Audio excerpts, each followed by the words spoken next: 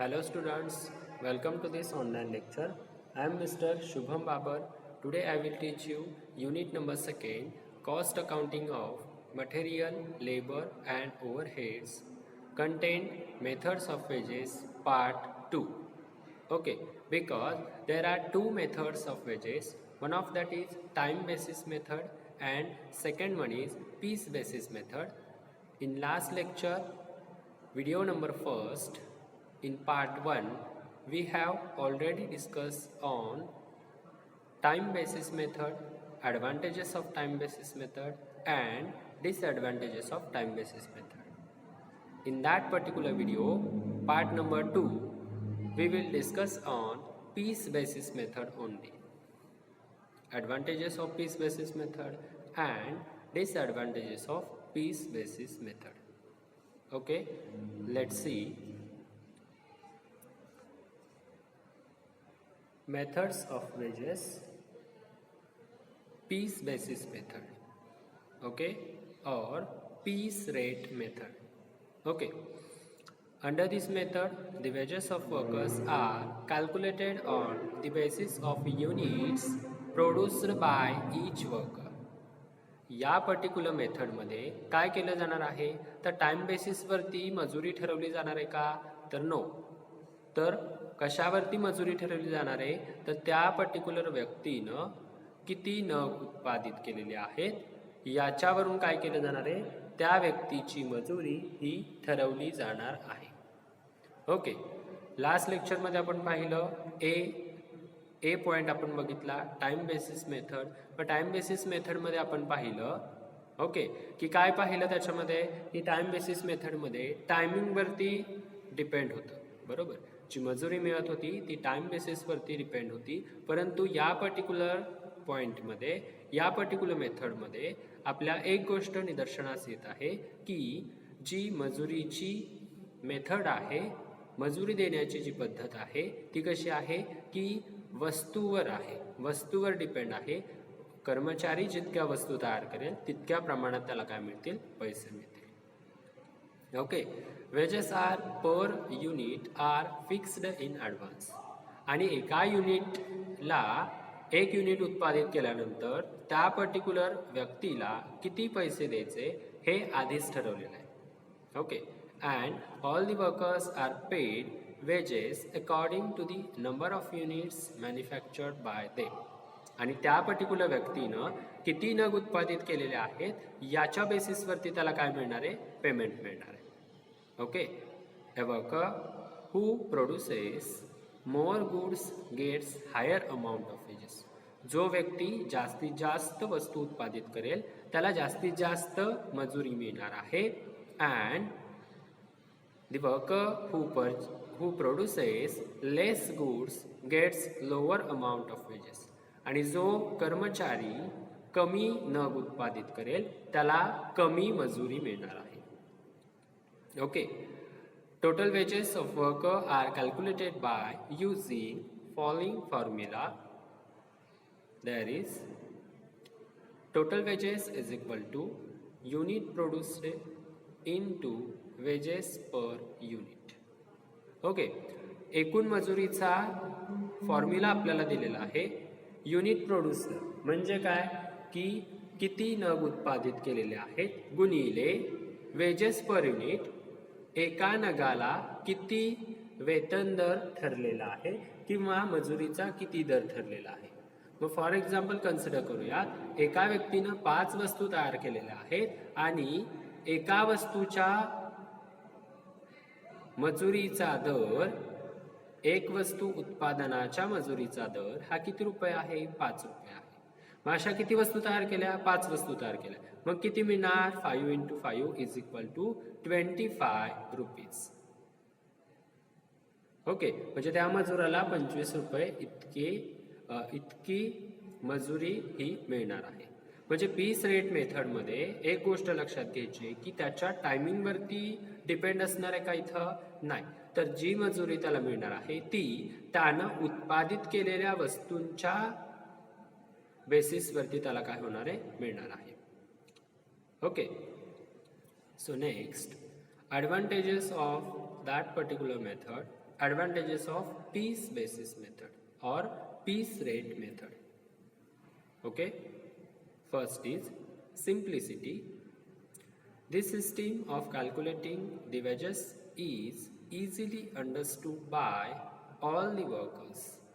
It is because the wages are calculated by multiplying the units produced by wages per unit. Okay, म्हणजेच इथं एक गोष्ट आपल्या लक्षात घ्यायची आहे की सिम्प्लिसिटी पहिला ॲडव्हान्टेज सांगितलेला आहे सिम्प्लिसिटी. मग this system of calculating the wedges is easily understood. म्हणजे काय होणार आहे, लगेचच काय होणार आहे, लक्षात येणार आहे. बरोबर, लगेचच ही मेथड लक्षात येणार आहे. याचं कॅल्क्युलेशन कशा पद्धतीनं करायचं हे देखील लगेचच लक्षात येणार आहे बाय ऑल दी वर्कर्स. म्हणजे प्रत्येक मजुराच्या सुद्धा हे लक्षात येऊ शकतं, इतकं सोपं याचं कॅल्क्युलेशन हे असणार आहे. It is because the wages are calculated by multiplying the unit produced by wages per unit. म्हणजे जो की फॉर्म्युला तुम्हाला सांगितला त्या पद्धतीनं काय करायचं, याचं कॅल्क्युलेशन करायचं आहे. एक वस्तू उत्पादित करण्यासाठी किती दर ठरलेला आहे, तो दर गुणिले किती वस्तू उत्पादित केलेल्या आहेत, ॲक्च्युअल युनिट प्रोड्युस्ड, ते काय करायचं, त्या दोन्हीचं मल्टिप्लिकेशन करायचं आहे आणि देन काय होणार आहे, तुम्हाला आन्सर मिळणार आहे. After that second advantage of that particular method is increasing production. In this method, the wages are paid on the basis of unit produced by the worker.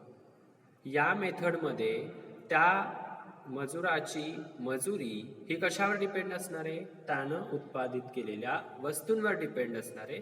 So obviously जास्त पैसे मिळवण्यासाठी तो व्यक्ती जास्तीत जास्त उत्पादन करणार आहे, जास्तीत जास्त वस्तू उत्पादित करणार आहे. म्हणून काय होणार आहे, increasing production.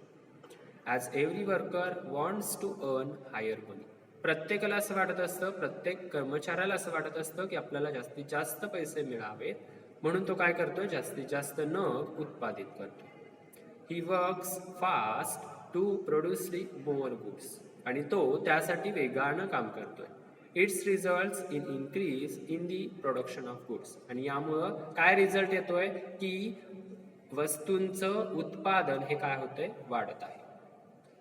Okay, then third one important advantage is less supervision.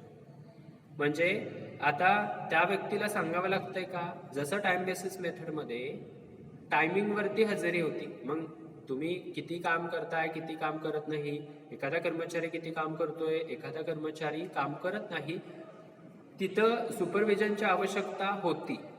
पण या मेथडमध्ये असणार आहे का, नाही. तर इथं टार्गेट इथं काय असणार आहे की तुम्ही जितक्या वस्तू उत्पादित कराल तितका तुम्हाला बेनिफिट मिळणार आहे. सो मग तुम्ही काय करणार आहे की तुम्हाला कुणी सांगण्याची आवश्यकता आहे का, नाहीये. सो म्हणून काय करायचं आता की सुपरविजनची आवश्यकता नाहीये किंवा असली तरी कमी प्रमाणात आहे. म्हणजेच आता तुम्ही जास्तीत जास्त वस्तू तयार करणार आहे, कारण तुम्हाला जास्तीत जास्त इन्कम मिळवायचं आहे. Okay, there is no need to have a strict supervision on the workers. It is because all the workers works very hard and continuously to produce more goods to get higher wages. कर्मचाऱ्याला supervise करण्याची आवश्यकता आहे का या मेथडमध्ये, कदापि आवश्यकता नाही. कारण जास्तीत जास्त उत्पन्न मिळवण्यासाठी तो व्यक्ती काय करतोय, जास्तीत जास्त नग उत्पादित करतोय, त्यामुळे सुपरविजनची आवश्यकता नाही. After that next point is reward for efficiency. In this method, the wages are calculated and paid on the basis of units produced by every worker. Wage कसं कॅल्क्युलेट केलं जाणार आहे, मजुरी कशी कॅल्क्युलेट केली जाणार आहे या पर्टिक्युलर मेथडमध्ये, तर it is calculated and paid on the basis of unit produced bye every worker. म्हणजे प्रत्येक वर्कर जितके युनिट प्रोड्यूस करेल तितक्या प्रमाणात त्याला मजुरी मिळणार आहे. मग ए व्यक्ती 5 नग उत्पादित करतोय, बी व्यक्ती 7 नग उत्पादित करतोय, सी व्यक्ती 10 नग उत्पादित करतोय. सो सी व्यक्तीला जास्त रेम्युनरेशन मिळेल, बी व्यक्तीला कंपॅरेटिव्हली कमी मिळेल आणि सी व्यक्तीला त्याच्यापेक्षा कंपॅरेटिव्हली कमी मजुरी मिळणार आहे. The efficient workers are benefited because they produced more goods and gets higher wages as compared to less efficient worker. इथं काय होणार आहे, जो इफिशियंट वर्कर असणार आहे तो जास्तीत जास्त नग उत्पादित करणार आहे आणि चांगल्या पद्धतीच्या वस्तू तयार केल्यामुळं त्याला काय होणार आहे, रिवॉर्ड मिळणार आहे. ओके, मग इथं काय होणार आहे की जे लेस इफेक्टिव्ह वर्कर्स आहेत ते कमी नग उत्पादित करणार आहेत किंवा त्यांच्या नग उत्पादित करण्याचा वेग हा कसा असणार, कमी. सो त्यांना पैसे सुद्धा कसे मिळणार आहेत, कमी मिळणार आहेत. आणि या व्यक्तींना ज्या व्यक्ती इफिशियंट आहेत, ज्या व्यक्ती कार्यक्षम आहेत, त्या चांगल्या पद्धतीनं वस्तूंचं उत्पादन करतात. सो त्यांना चांगल्या पद्धतीचं वेजेस किंवा मजुरी ही मिळणार आहे. After that, next one is better utilization of machineries. Okay, machinery and equipments are carefully handled by the workers to avoid its breaks down. म्हणजे व्यक्ती काय करणार आहेत, योग्य वापर करणार आहेत मशिनरीचा. काय योग्य वापर करणार आहेत, तर जर मशिनरीचा अयोग्य पद्धतीने वापर केला, मशिनरीमध्ये काहीतरी फॉल्ट झाला, मशिनरीमध्ये काहीतरी चूक झाली, तर त्यामुळं काय होणार आहे, त्यांचं काम हे थांबणार आहे. आणि ऑब्विसली काम थांबलं तर वस्तू उत्पादित होणार आहेत का, होणार नाहीत. आणि जर वस्तू उत्पादित झाल्या नाहीत किंवा कमी प्रमाणात झाल्या तर मिळणारा वेतन दर किंवा मिळणारी मजुरी ही सुद्धा कशी असणार आहे, कमी असणार आहे. म्हणजेच त्यांना काय करावं लागेल, लॉस सहन करावा लागेल. म्हणून better utilisation of Machinery and equipments are carefully handled by the workers to avoid its breakdown. Okay, म्हणून साठी व्यक्ती काय करणार आहे, तो जो कर्मचारी तो काय करणार आहे की व्यवस्थितपणे मशिनरी हाताळणार आहे. It is because all the workers knows that if the machinery stops working it will affect on their wedges.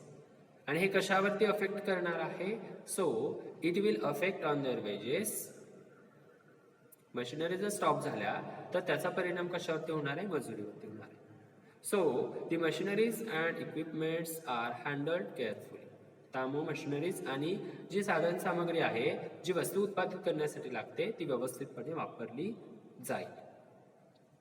Next point is that increases the efficiency of workers. यामुळे काय होतं, कर्मचाऱ्यांची कार्यक्षमता वाढण्यास मदत होते. Every individual wants to earn higher amount of money. प्रत्येकाला असं वाटत असतं की आपल्याला जास्तीत जास्त पैसे मिळावेत. This method gives an incentive to all the workers to earn more wages. आणि अशा ज्या व्यक्ती आहेत ज्यांना जास्त पैसे मिळवायचे, अशा व्यक्तींसाठी ही पद्धती बेनिफिशियल असणार आहे, महत्त्वाची असणार आहे. For earning more wedges the less efficient and inefficient workers works very hard to produce more goods. आणि या पद्धतीमध्ये काय होणार आहे की इफिशियंट वर्कर चांगल्या पद्धतीनं काम करणारच आहेत किंवा करतातच, परंतु जे लेस इफेक्टिव्ह आहेत, म्हणजे मी तुम्हाला काल 3 प्रकार सांगितले. एक कार्यक्षम कर्मचारी असतो, एक कमी कार्यक्षम कर्मचारी असतो, एक अकार्यक्षम कर्मचारी असतो. त्यापैकी जो कार्यक्षम आहे त्याला जास्त एफर्ट्स घेण्याची आवश्यकता आहे का, नाहीये. जो कमी कार्यक्षम आणि जो अकार्यक्षम कर्मचारी आहे, ते जे कर्मचारी बघा दिले, दिलेस इफिशियंट अँड इनइफिशियंट, म्हणजे कमी कार्यक्षम आणि अकार्यक्षम जे कर्मचारी असणार आहेत, ते works very hard to produce more goods. आणि नग जास्तीत जास्त उत्पादित व्हावेत यासाठी ते काय करतात, जास्तीत जास्त कष्ट घेतात. Ultimately it increases the efficiency of workers. आणि त्यामुळं अकार्यक्षम कर्मचारी सुद्धा कार्यक्षम होत असतात, त्यांची सुद्धा काय होत असते, इफिशियन्सी वाढत असते. ओके, किंवा जे लेस इफिशियंट वर्कर आहेत त्यांची सुद्धा इफिशियन्सी काय होत असते, इन्क्रीज होत असते, वाढत असते. Okay, there are 5 to 6 points of advantages of piece rate method. Okay, that was completed. Now we will discuss on disadvantages of that particular method. So that disadvantages of piece rate method. Okay, first one is limited use, मर्यादित वापर. कशाचा मर्यादित वापर बघूयात आपण. If the work of an individual worker cannot be measured separately, this method of remuneration can't be applied. बघा, if the work of an individual म्हणजे एका पर्टिक्युलर व्यक्तीचं कार्य किंवा काम worker cannot be measures separately, म्हणजे इथं काय होणार आहे की एक पर्टिक्युलर व्यक्ती आहे, त्या व्यक्तीचं जे काम असणार आहे ते जे काम असणार आहे, त्या व्यक्तीचं जे काम असणार आहे ते सेपरेटली काउंट केलं जाणार आहे का? काउंट केलं जाणार नाही. तर ती व्यक्ती जितक्या प्रमाणात किंवा जितक्या वस्तू उत्पादित करते तितक्या प्रमाणात तिला काय होणार आहे? पैसे मिळणार आहेत किंवा मजुरी मिळणार आहे. This method of remuneration can't be applied. Okay. Then that second point is poor quality. For earning higher wages, the worker works with more speed. जास्तीत जास्त वस्तू उत्पादित करण्याच्या नादात ते काय करत असतात किंवा जास्तीत जास्त मजुरी मिळवण्याच्या नादात ते काय करत असतात? जास्तीत जास्त वस्तू उत्पादित करत असतात. त्यामुळे वस्तूची गुणवत्ता ढासळत असते. He neglect the quality of goods. Neglect म्हणजे दुर्लक्षित करणे. ते काय करतात? दुर्लक्षित करतात. कशाकडे दुर्लक्षित करतात? The quality of goods and handles the machineries and equipments carelessly. काही प्रमाणात आता काही कर्मचारी आहेत ते काय करतात? काही प्रमाणात कर्मचारी हे चांगल्या पद्धतीनं यूज करतात, परंतु बऱ्यापैकी कर्मचारी काय करणार आहेत की बघा, जे इफिशियंट आहेत ते व्यवस्थितपणे मशिनरी इक्विपमेंट्स हाताळणार आहेत, पण जे इनइफिशियंट आहेत किंवा लेस इफिशियंट आहेत ते काय करणार आहेत की त्यांना तितकं स्पीड नाही आहे किंवा त्यांची कार्यक्षमता तितकी नाही आहे. सो ते व्यवस्थितपणे मशिनरी हँडल करणार आहेत का? इक्विपमेंट्स हँडल करणार आहेत का? तर करणार नाही. सो त्यामुळे काय होतंय? He neglects the quality of goods and handle the machineries and equipments carelessly. व्यवस्थितपणे ते मशिनरीज हँडल करत नाही. It affects on quality of goods produced. आणि हे कशावरती परिणाम करत असतं? तर वस्तूच्या गुणवत्तेवरती परिणाम करत असतं. It also increases the repairs and maintenance of expenses of the business. It also increases, त्यामुळं काय वाढत असतं? The repairs and maintenance of expenses of the business. त्यामुळं उत्पादन संस्थेचा खर्च वाढत असतो, रिपेअरिंगचा खर्च वाढत असतो, मेंटेनन्सचा खर्च वाढत असतो. ओके. इथे वरती जे सेंटेन्स दिलेला आहे, if affects on the quality of goods produced. Okay. जर काय होत असेल की वस्तूच्या उत्पादनावरती काय होत असते, त्या गोष्टीचा वस्तूच्या गुणवत्तेवरती त्या गोष्टीचा काय होत असतो? परिणाम होत असतो. कशाचा परिणाम होत असतो? तर या पर्टिक्युलर गोष्टीचा की ते व्यवस्थितपणे काय करतायत की काम करतायत की नाही करत. म्हणजे कार्यक्षम असतील तर ते काय करतायत? व्यवस्थितपणे काम करतायत. पण अकार्यक्षम असतील तर ते व्यवस्थितपणे काम करतायत का? नाही. आणि त्यामुळे काय होते? मशिनरीज आणि इक्विपमेंट्स आहेत त्याचं काय होतं? मेंटेनन्स वाढत आहे. Then that third point is no security of wages. सुरक्षितता आहे का? मजुरीची सुरक्षितता आहे का? No. This method does not gives any guarantee to the workers to get minimum fixed wages. इथे गॅरंटी नाही आहे. तुम्ही जर नग उत्पादित केले तर तुम्हाला पैसे मिळणार आहेत, अदरवाईज पैसे मिळणार आहेत का तुम्हाला? नाही. फॉर एक्झाम्पल कन्सिडर करूया, एक व्यक्ती आहे त्याला अपॉइंट केलेला आहे की त्यानं जितके नग उत्पादित करेल तितके पैसे त्याला मिळणार. तो गेलेला आहे कंपनीमध्ये कामासाठी, पण दिवसभर लाईटच नाही. ओके. मग वस्तू उत्पादित होणार आहेत का? होणार नाही. मग वस्तू उत्पादित झाल्या नाहीत तर काय होणार आहे? तर त्यामुळं काय त्याला कोणत्याही प्रकारची मजुरीही मिळणार नाही. ओके. म्हणून this method does not gives any guarantee to the workers to get minimum fixed wages. जसं टाइम बेसिसमध्ये मिनिमम पैसे मिळत असतात तुम्हाला, वेजेसची मजुरी तुम्हाला मिनिमम मिळत असते, ती आधीच फिक्स केलेली असते, परंतु या केसमध्ये तुम्हाला तशा प्रकारे मजुरी मिळणार नाही. It creates an uncertainty and tension in the minds of the workers. आणि यामुळं काय निर्माण होत असतं की कर्मचाऱ्याच्या मनामध्ये विशिष्ट प्रकारचा ताण किंवा अनिश्चितता काय होत असते, निर्माण होत असते. Sometimes the production is affected by external reasons like, आणि काही वेळेला काय होत असतं की sometimes the production is affected by external reasons. Production वरती इफेक्ट पडत असतो. मग कोणकोणत्या गोष्टींचा इफेक्ट पडत असतो त्या गोष्टी दिलेल्या आहेत. Like shortage of raw material. आता एखाद्या वेळेस काय झालेलं आहे, कच्च्या मालाचा पुरवठा हा झालेला नाही किंवा कच्चा माल हा कमी पडलेला आहे. सो त्यावेळी सुद्धा प्रोडक्शन थांबवावं लागणार आहे. ऑब्व्हियसली प्रोडक्शन थांबवावं लागणार आहे म्हटल्यानंतर पैसे मिळणार आहेत का? No electricity. आता मगाशी एक्झाम्पल सांगितलं त्याप्रमाणे इलेक्ट्रिसिटी जर अचानक एखाद्या दिवशी नसेल किंवा काही तासांसाठी नसेल तर काय होणार आहे, तर इलेक्ट्रिसिटी नसल्यामुळं काय होतंय की तो पर्टिक्युलर कर्मचारी किंवा मजूर हा वस्तू उत्पादित करू शकतो का? करू शकत नाही. As well as breakdown of machinery. मशिनरीमध्ये बिघाड झालेला आहे, ब्रेकडाऊन झालेली आहे मशिनरी, आणि त्यामुळे सुद्धा काय होतंय, वस्तू आणि सेवा उत्पादित होत आहेत का? होत नाहीत. आणि त्याचा इम्पॅक्ट काय होतोय की त्याला मजुरी मिळणार नाही.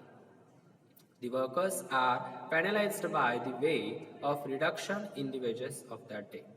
आणि त्यामुळे काय होत असतं, पेनल्टी म्हणजे काय? पेनल्टी म्हणजे एक दंड आपण म्हणत असतो. म्हणजे त्याला काय होत असतं, एक विशिष्ट प्रकारचा लॉस सहन करावा लागत असतो की एखाद्या दिवशी अशा प्रकारच्या अनसर्टनिटीज जर घडत असतील, अशा प्रकारच्या रिस्क येत असतील, बरोबर. म्हणजेच काय थोडक्यात अनसर्टनिटी म्हणजे अनिश्चितता, बरोबर. मग लाईट जाणे किंवा रॉ मटेरियलचं शॉर्टेज निर्माण होणे, त्याच पद्धतीनं मशिनरी ब्रेकडाऊन होणे, अशा पद्धतीच्या गोष्टींमुळे काय होत असतं की त्याला लॉस बेअर करावा लागतो. Okay. Therefore this method is opposed by trade unions. त्यामुळं ही मेथड ट्रेड युनियनच्या दृष्टिकोनातून कशी आहे, चुकीच्या पद्धतीची आहे किंवा ट्रेड युनियननी याला एक्सेप्टन्स दिलेला आहे का? दिलेला नाही. Okay. Then next point is that effect on health. Okay, effect on health, याचा आरोग्यावरती परिणाम पडणार आहे. बघा कशा पद्धतीनं, when this method is follow there tendency is a fast to earn more wages. Tendency काय असणार आहे, वेगानं काम करायचंय, वेगानं काम करायचं आहे. कशासाठी वेगानं काम करायचंय? जास्तीत जास्त नग उत्पादित करण्यासाठी वेगानं काम करायचंय. जास्तीत जास्त नग का उत्पादित करायचे, तर जास्तीत जास्त मजूर मिळावी म्हणून. पण यामध्ये आरोग्याचा विचार तो व्यक्ती करणार आहे का? नाही. मग म्हणून काय होणार आहे, effect on health. The workers do not take the rest. Worker आराम घेणार आहे का? नाही घेणार. It reduces the efficiency and affects on the health of workers. आणि त्यामुळे काय होत आहे, त्या पर्टिक्युलर कर्मचाऱ्याची कार्यक्षमता कमी होणार आहे आणि त्याचा इफेक्ट कशावरती पडणार आहे, त्या पर्टिक्युलर कर्मचाऱ्याच्या आरोग्यावरती. Further there is a possibility of happening and accident. आणि त्यामुळे काय होत असतं, अपघातांचं प्रमाण वाढण्याची शक्यता निर्माण होत असते. Okay. Then next one is opposed by trade unions. Trade युनियननी याला सपोर्ट केलेला आहे का? नाही. टाइम बेसिस मध्ये आपण बघितलं की acceptance by trade unions and in that particular point opposed by the trade unions means that this method of remuneration is opposed by the trade unions because sometimes a worker has to suffer without mistake. Further, it creates rivalry among the workers. Therefore, it is opposed by the trade union. बरोबर. म्हणजे काय होत असतं, एखाद्या वेळेला त्या particular कर्मचाऱ्याची चूक नसते, पण अशा काही अनसर्टेनिटी घडत असतात आणि त्या अनसर्टेनिटीमुळे त्याचा काय होत असतो, लॉस होत असतो. आणि तो लॉस आता काय होत असतं बघा, एखाद्या वेळेला काय होत असतं की इलेक्ट्रिसिटीचा प्रॉब्लेम होत असतो किंवा विशिष्ट प्रकारचा प्रॉब्लेम होत असतो. मग यांच्या हा जो पर्टिक्युलर व्यक्ती आहे, जो ते पर्टिक्युलर काम करण्यासाठी आलेला आहे, बरोबर. किंवा शॉर्टेज ऑफ रॉ मटेरियल, आपण हे एक्झाम्पल इथं परफेक्ट बसू शकतं की शॉर्टेज ऑफ रॉ मटेरियल. मग रॉ मटेरियल आणण्याचं काम कोणाचं आहे, तर ज्या व्यक्तीचं काम असणार आहे त्या व्यक्तीचं आणि या पर्टिक्युलर कर्मचाऱ्याचं काय होऊ शकतं, त्यांच्यामध्ये वाद होऊ शकतो, त्यांच्यामध्ये कॉन्फ्लिक्ट होऊ शकतं. की या व्यक्तीचं म्हणणं काय की हा व्यक्ती कशावरती आहे, पीस बेसिसवरती आहे. म्हणजे हा जितके नग उत्पादित करेल तितक्या प्रमाणात त्याला काय मिळणार आहे, मजुरी मिळणार आहे. पण बघा, शॉर्टेज ऑफ रॉ मटेरियल आपण जर विचारात घेतलं म्हणजे कच्च्या मालाचा काय झाला, कच्च्या मालाचा तुटवडा निर्माण झाला. मग या पर्टिक्युलर व्यक्तीचं काय होणार आहे की एक वाद किंवा कॉन्फ्लिक्ट होणार आहे कुणासोबत, की जो व्यक्ती कच्चा माल आणण्यासाठी जबाबदार आहे. म्हणजे जो व्यक्ती परचेस करतो, कच्चा माल घेतो, मग याला काय वाटणार आहे या पर्टिक्युलर कर्मचाऱ्याला की चूक कोणाची आहे, त्या पर्टिक्युलर व्यक्तीची. त्यानं कच्चा माल जर व्यवस्थितपणे घेतला असता, वेळेवर घेतला असता, वेळेवर उपलब्ध करून दिला असता, तर आता आपल्याला की शॉर्टेज ऑफ रॉ मटेरियल ही जी अनसर्टेनिटी आहे ती निर्माण झाली असती का, नसती झाली. सो त्यांच्यामध्ये काय होऊ शकतं, कॉन्फ्लिक्ट होऊ शकतं, त्यांच्यामध्ये विशिष्ट प्रकारचा डिस्प्यूट म्हणजे वाद हा काय होऊ शकतो, निर्माण होऊ शकतो. Therefore it is opposed by the trade union. आणि त्यामुळं व्यापारी संघटनांनी काय केलेलं आहे, व्यापारी संघांनी काय केलेलं आहे की या पर्टिक्युलर मेथडला काय केलेलं आहे, विरोध केलेला आहे. Okay, so the last one is disadvantage of that particular method is unemployment problem. Okay, due to increase in productivity all the existing workers, there is no any need to appoint additional workers. It increases in the unemployment problem. आता काय होतंय की ती एकच व्यक्ती आहे, ती काय म्हणते, मी जास्तीत जास्त काम करणार, बरोबर. त्यामुळं काय होत असतं की ते काम पूर्ण होत असतं, जितकी मागणी आलेली आहे तितक्या प्रमाणात पुरवठा होतोय. ओके, बरोबर, तितक्या प्रमाणात पुरवठा होतोय. ऍक्च्युली आपण एक एक्झाम्पल कन्सिडर करूया की एक व्यक्ती आहे, बरोबर, मागणी किती आलेली आहे मार्केटमधून, 50. एका दिवसाची मागणी कन्सिडर करूया, एक दिवसाची मागणी 50 इतकी आलेली आहे. त्या व्यक्तीची कॅपॅसिटी किती आहे, 30 नग ती 8 तासांमध्ये उत्पादित करू शकते, म्हणजे प्रमाणित वेळामध्ये ती 30 नग उत्पादित करू शकते. मग आणि ती काय म्हणते आता की पैसे मिळवण्याच्या दृष्टिकोनातून ती काय म्हणते की आणखी 4 तास ती थांबते आणि राहिलेले 20 नग सुद्धा काय करते, उत्पादित करते, बरोबर. आणखी 4 तास थांबते, ओव्हरटाईम करते, किंवा आणखी 8 तास थांबून ओव्हरटाईम करते आणि राहिलेले 20 नग ती काय करते, उत्पादित करते. म्हणजे तिचा प्रमाणित वेळ किती आहे, कामगारांचं काम करण्याचं प्रमाणित वेळ ही 8 तासांची आहे. ती व्यक्ती 16 तास काम करते आणि 50 वस्तू तयार करते. म्हणजे त्याच व्यक्तीला काय झालं, सगळे पैसे मिळाले. त्यामुळे काय झालं, अनएम्प्लॉयमेंट प्रॉब्लेम निर्माण झाला. रोजगार उपलब्ध झाला का, जर टाइम बेसिस असतं तर त्या व्यक्तीने 8 तास काम केलं असतं, ठरलेले पैसे घेतले असते, निघून गेली असती. दुसऱ्या 8 तासासाठी दुसरी व्यक्ती नेमली असती आणि त्या व्यक्तीकडून ते पर्टिक्युलर काम करून घेतलं असतं. म्हणजे पण आता या मेथडमध्ये ते पॉसिबल आहे का, नाही. हे पीस रेट बेसिस मेथड आहे, याच्यामध्ये ती गोष्ट पॉसिबल नाहीये. मग एकाच व्यक्तीने काय केलं, दोन्ही व्यक्तींची कामं केली, त्यामुळे दुसरा व्यक्ती काय झाला, रोजगाराभिमुख झाला. म्हणजेच काय, त्याला रोजगार निर्मिती झाली का, त्याच्या पुढे रोजगार उपलब्ध झाला का, झाला नाही. त्यामुळं ही एक महत्वाची हा एक महत्वाचा ड्रॉबॅक आपण काय करू शकतो, इथं कन्सिडर करू शकतो. ओके, सो अशा पद्धतीनं की आपले सगळे पॉईंट्स झालेले आहेत. There was a unemployment problem, effect on health, opposed by the trade unions, then that no security of wages, limited use and poor quality. That particular all the points are the considered as a disadvantage of piece rate method. So अशा प्रकारे advantages, disadvantages of piece rate method किंवा piece basis method हे आपलं complete झालेलं आहे. हा आपला second part आहे. या सेकंड पार्ट मध्ये आपले मेथड ऑफ वेजेस हा पूर्ण जो पार्ट आहे तो कंप्लीट झालेला आहे. फर्स्ट व्हिडिओ आपण बघितलं, तयार केलेला आहे, अपलोड केलेला आहे. त्या फर्स्ट व्हिडिओमध्ये ए पॉईंट आपण बघितला, टाइम बेसिस मेथड, आणि हा दुसरा पॉईंट आहे पीस रेट मेथड. म्हणजेच काय, हे दोन्ही पॉईंट कंप्लीट झालेले. म्हणजे methods of wedges part 1 and methods of wedges part 2 हे कंप्लीट झालेले आहेत. आणि त्याचबरोबर हा पॉईंट आपला संपलेला आहे. फर्दर लेक्चरमध्ये नेक्स्ट लेक्चरमध्ये आपण काय करणार आहोत की पुढचा पॉईंट घेणार आहोत, that's called labour turnover. Okay, हा आता पॉईंट आपला कंप्लीट झालेला आहे. या हा जो व्हिडिओ आहे पूर्ण, त्याच्यामध्ये ज्या ज्या गोष्टी घेतलेल्या आहेत, ज्या ज्या गोष्टींचं टीचिंग केलेलं आहे, त्या संदर्भात जर कुणाला काही क्वेरीज असतील, कुणाला काही शंका असतील, तर कमेंट सेक्शनमध्ये काय करायचं आहे, तुमच्या शंका, तुमच्या क्वेरीज काय करायच्या आहेत, मेन्शन करायच्या आहेत. त्या पद्धतीनं तुम्हाला काय केलं जाईल, त्याचं सोल्युशन हे दिलं जाईल. ओके, ठीक आहे. Thank you.